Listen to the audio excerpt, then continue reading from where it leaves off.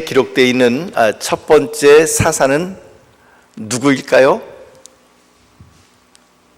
바로 오늘 우리가 함께 읽은 온니엘입니다. 그에 관한 기록은 아주 짧지만 9절 10절 말씀 가운데 이렇게 나타나죠. 우리 다시 한번 9절 10절 말씀만 같이 함께 읽어보도록 하겠습니다. 시작. 이스라엘 자손이 여호와께 부르짖음에 여호와께서 이스라엘 자손을 위하여 한 구원자를 세워 그들을 구원하게 하시니 그는 곧 갈렙의 아우 그나스의 아들 온니엘이라. 여호와의 영이 그에게 임하셨으므로 그가 이스라엘의 사사가 되어 나가서 싸울 때에 여호와께서 메소포타미아 왕 구산 리사다임을 그의 손에 넘겨주심에 온니엘의 손이 구산 리사다임을 이기니라. 아멘. 온니엘에 대한 기록은 그렇게 길게 나와 있지 않습니다. 우리가 지금 읽은 이 말씀처럼 그저 9절과 10절 말씀이 이 두 절이 온니엘에 대하여 사사로서의 온니엘에 대해서 우리에게 말하고 있는 전부입니다. 특별히 오늘 온니엘은 누구를 쳐서 이겼느냐 하면 메소포타미아 왕 구산 리사다임을 쳐서 이겼다라고 그렇게 우리들에게 증거를 해주고 있습니다. 이 메소포타미아라고 하는 말의 의미는 헬라어에서 온 것이죠. 이것은 강과 강 사이라고 하는 그런 뜻을 가지고 있습니다. 메소 하게 되면은 우리가 알고 있는 것처럼 메조라고 하는 뜻이죠. 그래서 메조 소프라노 그러면 소프라노하고 엘토하고 그 중간 음역대를 메조 소프라노라고 그러지 않습니까? 그래서 메조는 중간이라고 하는 의미를 가지고 있고 포타미아라고 하는 말은 강들이라고 하는 의미를 가지고 있습니다. 따라서 메소포타미아라고 하는 말은 강들 사이를 의미하는 것입니다. 이 메소포타미아는 히브리어로는 아람 나하라임이라고 그렇게 기록되어 있습니다. 히브리어로 메소포타미아라고 되어 있는 것이 아니라 히브리어 성경을 보면 아람 나하라임이라고 이렇게 기록이 되어 있습니다. 아람 나하라임의 왕 구산 리샤다임 이렇게 되어 있는 것이죠. 아람 나하라임이라고 하는 말은 나하를 하게 되면 강이고요. 끝에 그 단어의 끝에 아임이라고 하는 단어가 붙게 되면 두 개, 쌍수라 그러죠. 두 개를 나타내는 의미가 됩니다. 그래서 손 하나는 야드인데 손 두 개 그러면 히브리어로는 야다임 그렇게 이야기를 합니다. 눈 하나는 에인이지만 눈 두 개는 에이나임 그렇게 말을 합니다. 귀 하나는 오젠이지만 양쪽 귀를 이야기할 때는 양쪽 귀를 이야기할 땐 오드나임 그렇게 이야기를 합니다. 이처럼 끝에 아임이라고 하는 말이 붙게 되면 두 개를 의미하는 단어가 돼요. 성경에 여러분들이 알고 있는 단어 가운데 혹시 아임이라고 하는 단어가 붙어있는 단어를 혹시 기억나십니까? 힌트를 드리자면 창세기에 나타납니다. 야곱과 관련되어 있는 것이죠. 마자로 시작합니다. 마하나임. 그렇죠. 마하나임. 그래서 마하네 하게 되면 캠프 진영을 의미하는데 마하나임 하게 되면 두 개의 캠프를 갖다가 의미하는 뜻이 되는 것이죠. 이처럼 아람 나하라임이라는 것은 이 아람이라고 하는 나라가 어디에 있는 나라냐면 나하라임 강과 강 사이에 있는 아람이다라고 하는 뜻을 가지고 있습니다. 그래서 일반적으로 성경학자들은 두 개의 강을 유프라테스 강과 티그리스 강 오늘날의 이란과 이라크에 있는 그 지역을 아람 나하람이라고 그렇게 이야기를 합니다. 물론 거기에 대해서 반대하는 학자들도 있습니다만은 오늘 설교 시간에는 거기에 대해서 뭐 강의하려고 하는 게 아니기 때문에 통상적으로 이렇게 통용되는 그 이론만 잠깐 여러분들에게 소개를 해드립니다. 그 아람 나하라임의 왕 이름이 뭐라고요? 구산 리사다임. 여기도 뭐가 붙어 있냐면 아임이 붙어 있어요. 잘 보셨습니다. 어떻게 하셨습니까? 그것을 구산 리샤다임. 근데 그러니까 지금 이 리샤다임이라고 하는 이름을 보니까 두 개가 있는 건데 리샤라고 하는 게 두 개가 있다는 건데 도대체 이 단어가 어떤 뜻인가 하면 그 히브리어로는 악행 그런 것을 레시아라고 하는 단어를 씁니다. 근데 그 레시아라고 하는 단어에 두 개라고 하는 의미가 붙은 아임이 붙게 되면 모음이 약간 좀 변화돼서 리샤타임 이렇게 변화가 됩니다. 그러니까 쿠샨 리샤다임이라고 하는 말의 의미는 리샤타임이라는 말 자체가 어떤 뜻을 가지고 있냐면 악행이 두 개가 아니라 악행이 더블이다라는 것입니다. 그러니까 두 배로 악한 쿠샨이라고 하는 의미를 갖게 되는 것이죠. 그러니까는 쿠샨 리셔다임이라고 하는 단어는 아마도 쿠샨이 우리 한글 성경 구산으로 되어 있습니다만 히브리어는 쿠샨인데요. 이 쿠샨이라고 하는 것이 그 왕의 이름인 것 같고 리셔타임이라고 하는 단어는 아마 그 왕의 별명인 것 같아요. 굳이 직역을 하면 두 배나 악한 쿠샨이라고 하는 그런 의미가 되는 것이죠. 여러분, 이 두 배나 악한 쿠샨 리셔타임을 누가 물리쳤냐면 온니엘이 물리쳤습니다. 그렇다면 얼마나 거기에 놀라운 무용담이나 그리고 또 이야기들이 흥미로운 이야기거리들, 그리고 우리들에게 교훈을 줄 수 있는 이야기거리들이 얼마나 많이 있겠습니까? 그런데 이 온니엘이 그 쿠샨 리셔타임을, 그것도 아람 나하라임이면은 굉장히 커다란 나라의 왕인데 그 나라의 왕을 이 온니엘이 쳐서 승리했음에도 불구하고 성경 말씀은 오늘 우리들에게 딱 두 절, 사사기 3장 9절 10절 우리가 아까 읽었던 것처럼 두 절만 이 온니엘에 대해서 짤막하고 간단하게 기록을 하고 있습니다. 이것이 우리들에게 의미하고 있는, 이것이 우리들에게 주는 메시지가 있습니다. 그것은 사사기는 비록 사사들이 중심에 있지만 이 사사기의 주인공은 사사가 아니다라고 하는 것입니다. 누가 주인공인가? 그 사사 뒤에서 그 사사를 통하여 역사하시는 하나님, 그분이 바로 주인공이시다라고 하는 것을 우리들에게 암묵적으로 이야기를 하고 있는 것이죠. 따라서 이 사사기를 통하여 우리가 바라봐야 될 것은 평범한 사람을 들어서 비범하게 사용해 주시는 우리 하나님, 평범한 사람 뒤에서 일하시는 우리 하나님, 그 하나님에게 우리가 주목하고 그 하나님께 집중해야만 하는 것입니다. 사사 가운데 보면 참 별의별 사사들이 다 많이 있습니다. 예를 들면 삼손 같은 사사는요, 특별히 들릴라와의 사랑에 빠져서 이방인 여인에게 마음을 빼앗기고, 그리고 자기의 그 비밀을, 힘의 근원을 알려줌으로 말미암아 스스로 패망하는 그런 사사도 있고요. 또 그런가 하면은 그야말로 별로 우리가 봤을 때는 아무 일도 하지 않은 것 같은, 그냥 살다가 자식 낳고 죽었다라고 하는 그런 사사들도 있습니다. 그런데 이 모든 사사들 가운데에서도 특별히 오늘 온니엘이라고 하는 사사는 가히 모든 사사들의 어떤 모델이 될 만한 그런 사람이라고 우리가 볼 수가 있습니다. 우선 이 온니엘이라고 하는 사람이 어떤 사람인지 소개하고 있는 9절 말씀을 우리 함께 보면서 여러분들께서 보셔야 될 내용은 이 온니엘에 대해서 그 앞에 어떤 단어들을 붙여서 수식해주고 있는가, 온니엘이라고 하는 이름 앞에 어떤 단어들이 붙어 있는가, 그걸 한번 여러분들께서 주의 깊게 보시기를 바랍니다. 9절 말씀 함께 읽어봅니다. 시작. 이스라엘 자손이 여호와께 부르짖음에 여호와께서 이스라엘 자손을 위하여 한 구원자를 세워 그들을 구원하게 하시니 그는 곧 갈렙의 아우 그나스의 아들 온니엘이라. 자, 온니엘 앞에 어떤 단어들이 붙었나요? 구원자, 또요 갈렙의 아우 그나스의 아들 온니엘이다. 자, 여기서 보니까 갈렙하고 그 다음에 온니엘하고는 인척관계가 형성되고 있는 것을 볼 수가 있습니다. 갈렙과 온니엘의 친족관계는 어떤 몇촌 관계일까요? 예, 맞습니다. 삼촌입니다. 삼촌. 왜냐하면 갈렙의 동생이 누구냐면 그나스예요.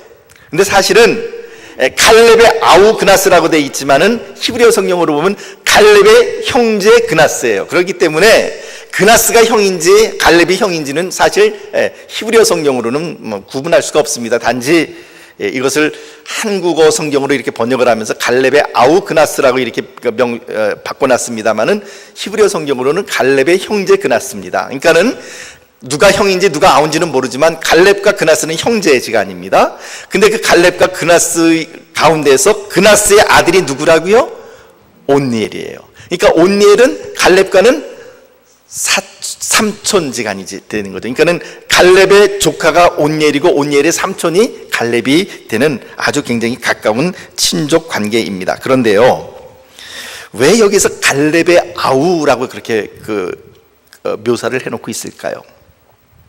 여러분들께서 성경을 읽으실 때에 어떻게 보면 조금 좀 불필요한 구절인 것 같다라는 그런 부분들이 보일 때는 반드시 눈여겨보셔야만 합니다. 왜 갈렙의 아우라고 하는 말이 들어가 있을까요? 그냥 일반적인 히브리어의 관습, 표현 관습에 의하면 누구누구의 아들 누구, 이것은 굉장히 히브리어적인 표현입니다. 그래서 그나스의 아들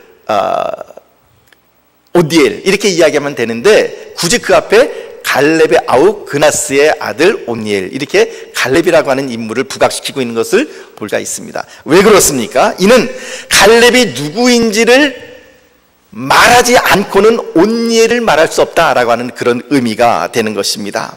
여러분들이 잘 알고 계시는 것처럼 갈렙은 어떤 인물입니까? 여러분들이 알고 계시는 갈렙은 누구죠? 예, 맞습니다. 여호수아와 함께 가데스 바네아에서 가나안 땅을 정탐하러 떠났던 12명의 정탐꾼 가운데에서 한 사람이 바로 갈렙이라고 하는 사람입니다. 그리고 돌아온 후에 여호수아와 더불어서 유일하게 이 이스라엘에게 보고를 할 때, 모세에게 보고를 할 때 가나안 땅을 우리가 올라가서 취하자라고 주장했던 사람이 바로 갈렙입니다. 갈렙과 여호수아였죠. 그런가 하면 이 갈렙에 대해서 또 다른 기록이 나타나는 것이 여호수아서 14장 10절에서 12절 말씀 가운데 나타납니다. 여호수아서 14장 10절에서 12절 말씀 우리 한번 자막을 통해서 같이 읽어보도록 하겠습니다. 시작. 이제 보소서, 여호와께서 이 말씀을 모세에게 이른 때로부터 이스라엘이 광야에서 방황한 이 45년 동안을 여호와께서 말씀하신 대로 나를 생존하게 하셨나이다. 오늘 내가 85세로 돼 모세가 나를 보내던 날과 같이 오늘도 내가 여전히 강건하니 내 힘이 그때나 지금이나 같아서 싸움에나 출입에 감당할 수 있으니. 12절. 그날에 여호와께서 말씀하신 이 산지를 지금 내게 주소서. 당신도 그날에 들으셨거니와 그곳에는 아낙 사람이 있고 그 성읍들은 크고 견고할지라도 여호와께서 나와 함께 하시면 내가 여호와께서 말씀하신 대로 그들을 쫓아내리다 하니. 자, 지금 여호수아서 14장 말씀 보니까 갈렙이 여호수아에게 어떤 그 요청을 하고 있냐면, 이제 이 헤브론이라고 하는 땅, 기럇 아르바라고 부르는 이 기럇 아르바라고 부르는 이 헤브론 땅을 내가 정복할 수 있도록 나에게 허락해 주십시오라고 이야기를 하면서 지금 자기 자신에 대해서 이렇게 소개를 하고 있는 거예요. 뭐라고 소개를 하고 있습니까? 이스라엘이 광야에서 방황한 이 45년 동안 여호와께서 나를 생존하게 하셨습니다. 오늘 내가 몇 살이라고요? 85세로 돼, 이렇게 이야기를 합니다. 지금 이 간청을 하고 있을 때의 갈렙의 나이가 85세입니다. 광야에서 45년을 헤맸다 그러니까 가데스 바네아에서 정탐하러 갈 때의 갈렙의 나이는 몇 살이었겠습니까? 40세죠. 근데 정확하게는 여호수아서 14장 7절 말씀 보면 더 정확하게 내 나이 40세에 모세의 명령을 받고 가데스 바네아에서 정탐하러 떠났다라고 하는 자기 나이를 정확하게 밝혀줍니다. 그러니까 40세에 정탐을 떠났고 45년 동안을 광야에서 방랑생활을 같이 이스라엘 백성들과 했고, 이제 내 나이, 정복전쟁을 하는 내 나이 85세지만 아직까지 나에게 힘이 있고, 그리고 모세가 그날에 나에게 약속해 준 것처럼 이제 내가 이 헤브론 땅, 즉 기럇 아르바라고 하는 이 땅을 내가 정복하기를 원하니 나에게 허락해 주십시오 라고 요청하는 것이 여호수아서 14장 말씀 가운데에 나타나고 있는 것이죠. 우리가 즐겨 부르는 복음성가 가운데 이 산지를 내게 주소서, 이 찬양이 있지 않습니까? 바로 이 찬양의 주인공이 누구냐면 갈렙이라고 하는 사람입니다. 이 갈렙에 대하여 평가하는 신명기 1장 36절 말씀에 보면 갈렙에 대해서 이렇게 평가를 해주고 있습니다. 오직 여분네의 아들 갈렙은 온전히 여호와께 순종하였은즉, 이라고 그렇게 표시를 하고 있습니다.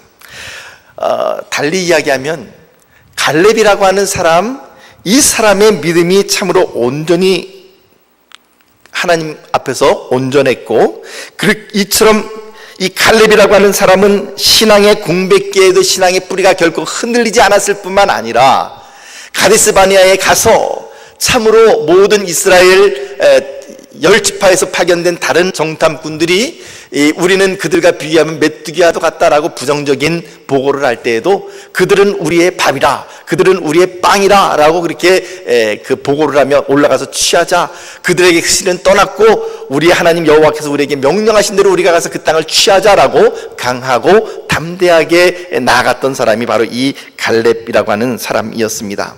그러니까 이 갈렙의 그 믿음 좋은 갈렙의 집안 가운데 있던 사람이 누구냐면 바로 온니엘이라고 하는 조카라고 하는 것이죠.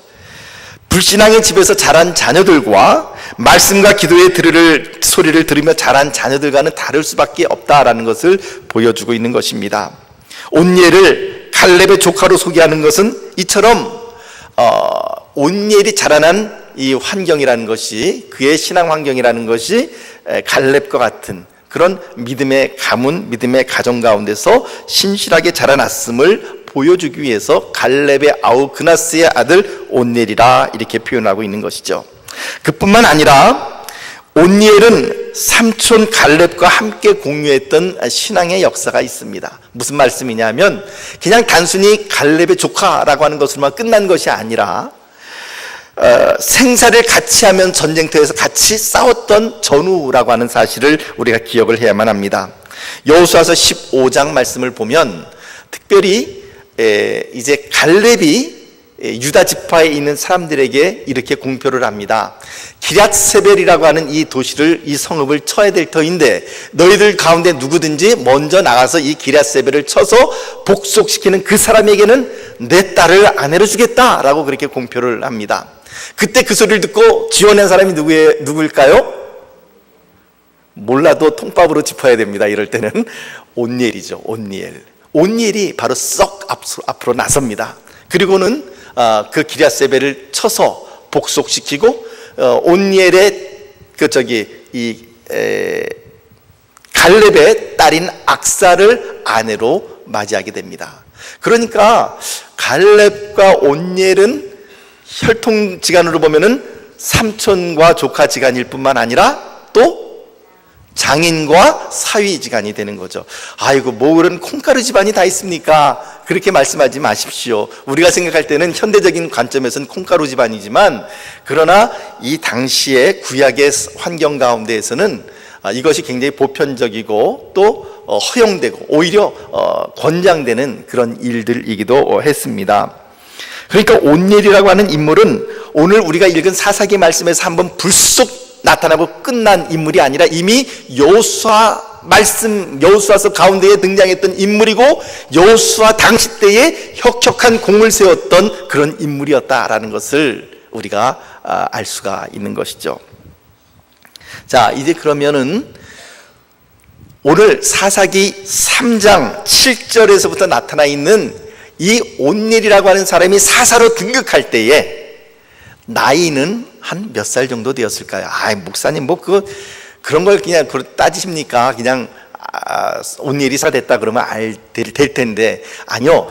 그냥 오늘 제가 그냥 하는 얘기가 아니라 오늘 제가 여러분들과 함께 나누고자 하는 메시지의 핵심 가운데에 온니엘의 나이가 중요하기 때문에 같이 한번 따져보려고 합니다. 자, 따지기 전에 여러분들의 마음속에서 그냥 직관적으로 온니엘이 한 몇 살 정도쯤 됐을 때 사사에 등극했을까요?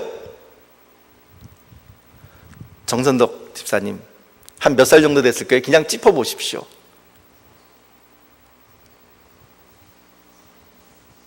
몇 살? 답이 없으니까 한번 정 집사님이 생각하는 나이를 한번 얘기해 보세요. 예? 60대? 60대? 예. 또 나는 아니다라고 생각한다. 다른 분 한번 누가 좀 말씀해 보실까요? 예? 20살, 20살. 네. 또 20세의 젊은 피에 사사에 등극했다. 이효령 원사님 몇 살이요?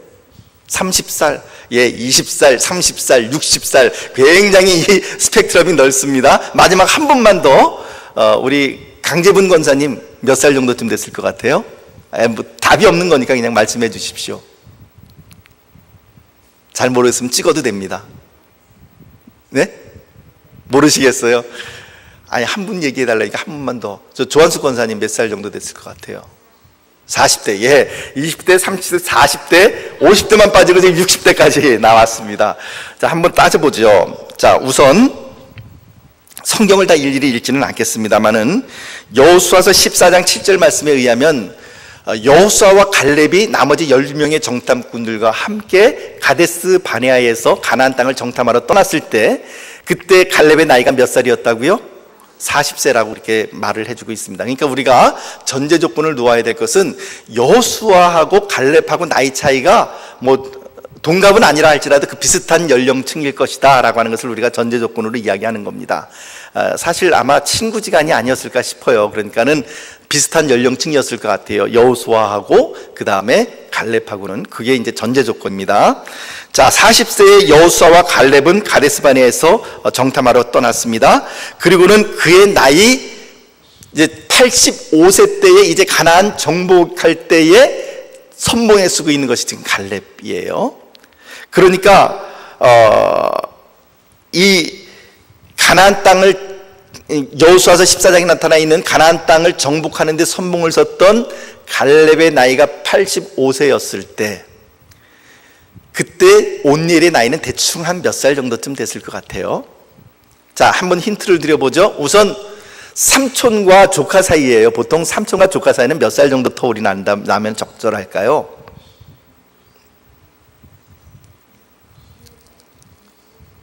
몇 년이요? 20년? 30년?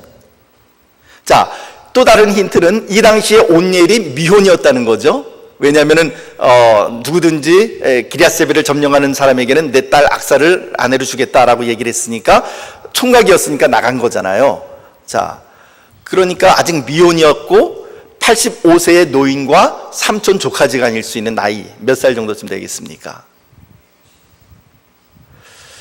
아마도 20대라고 하기에는 너무 젊죠. 그죠? 85세의 노인에게 20세의 조카라고 하는 것은 조금 좀 그렇죠. 30대 같으면은 가능한 그런 나이이기는 하죠.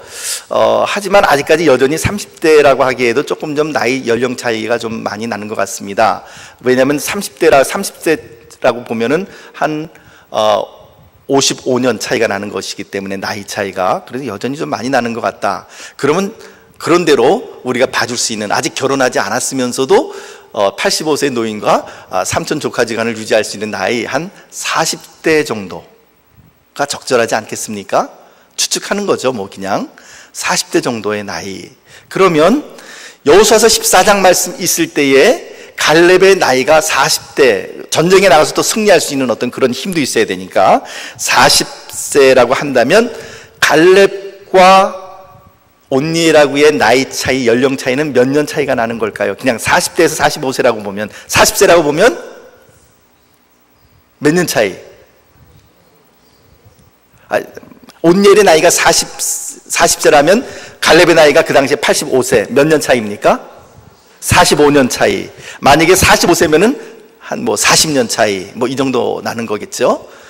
대충 그 정도로 이렇게 생각을 해보고, 그리고 난 다음에 온니엘이 사사로 등극하기 전에 누가 죽냐면 여호수아가 죽습니다. 사사기 2장 8절 말씀을 볼까요? 사사기 2장 8절 말씀 시작.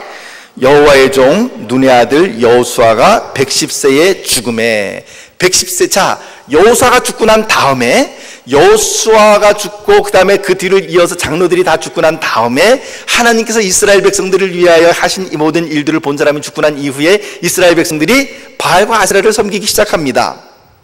그리고 그 이후에 바알과 아세라를 섬기고 난 다음에 7절 말씀 보십시오. 8절 말씀 보십시오.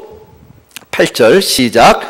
여호와께서 이스라엘에게 진노하사 그들을 메소포타미아 왕 구산 리사다임의 손에 파셨으므로 이스라엘 자손이 구산 리사다임을 8년 동안 섬겼더니. 자, 그러니까 여호수아가 죽을 때 나이가 110세입니다. 그러면 여호수아가 죽을 때에 갈렙의 나이도 아마 그 정도쯤 됐을 거죠. 아까 제가 말씀드린 것처럼 비슷한 동년배라고 봤을 때. 그러면 거기서 한 45년을 빼주면 온니엘의 나이는 몇 살 정도쯤 됐을까요? 여호수아가 죽을 때 65세, 그죠? 65세에서 한 70세 사이 그 정도를 우리가 추정을 해볼 수가 있겠죠? 근데 막바로 65세에서 70세의 사세로 올라가는 게 아니라 여호수아가 죽고 난 다음에 이스라엘 백성들이 바알과 아세라를 섬기는데 돌아서는데 필요한 어떤 시간이 한 몇 년 정도 필요할 거예요. 그리고 난 이후에 이스라엘 백성들을 하나님께서 메소포타미아 왕 구산 리사다임의 손에 파셨고 이스라엘 자손이 구산 리사다임을 몇 년 동안 섬겼다고요? 8년 동안 섬겼대요. 그러니까 여호수아가 죽고 난 다음에 최소한 10년 이상의 세월이 흘러야만 온니엘이 사사로 등극할 수가 있는 거예요.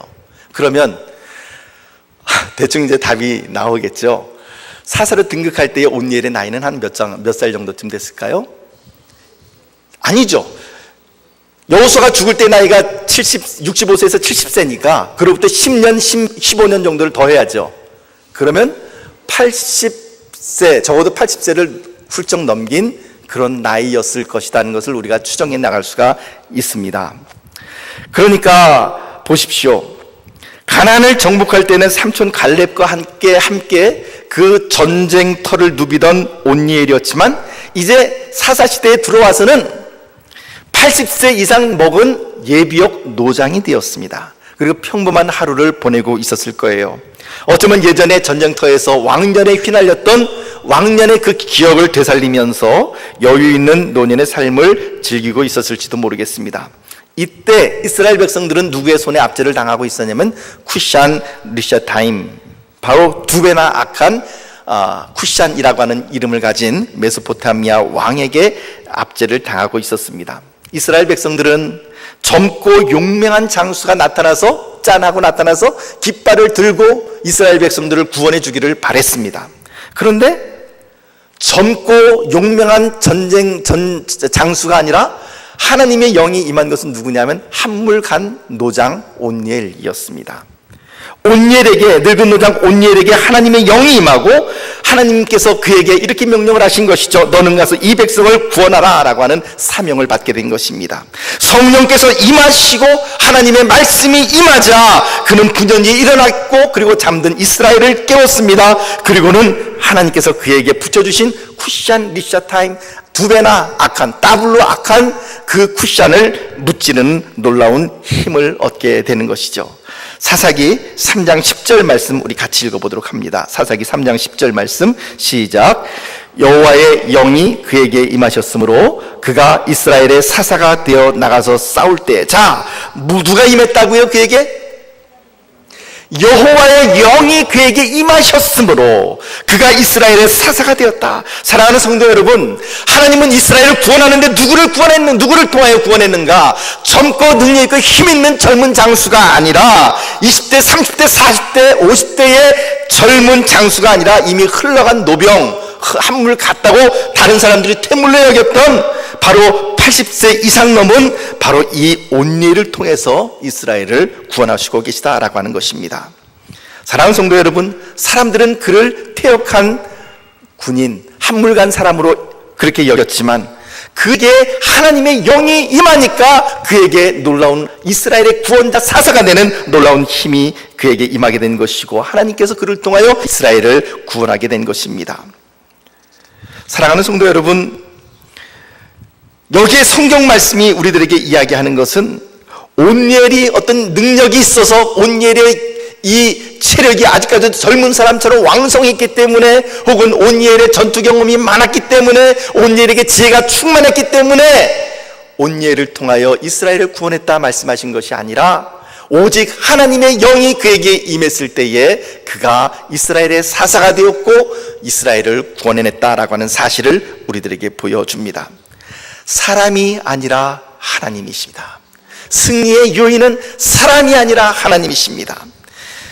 평상시에 어떤 사람들 보면 굉장히 내성적인 사람들 보면 입 한번 열기 굉장히 어려운 사람들이 있습니다. 특별히